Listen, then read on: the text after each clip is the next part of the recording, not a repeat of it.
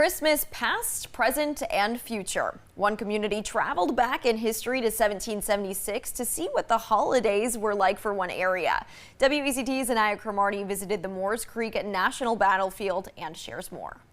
Life is forever evolving, and that's true for cultures, customs, and traditions. Historians hope to keep the past time periods alive, sharing the experience of what Christmas season was like during the Battle of Moores Creek Bridge over 200 years ago. When you would go to the naval store, I'm told you would find products like sap, turpentine, and tar from pine trees. Also, it would be common for a middle-class woman to embroider or make wreaths for the holidays. Decorating didn't look like Christmas trees and lights. They got creative and would make their own candles. Even children had a different experience, playing with handmade cornhusk dolls.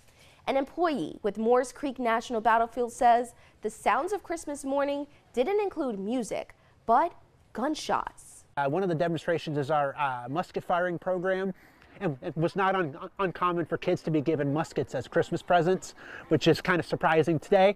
But we're kind of showing that Christmas morning it would not have been unusual to hear muskets going off because kids are playing with their new toys.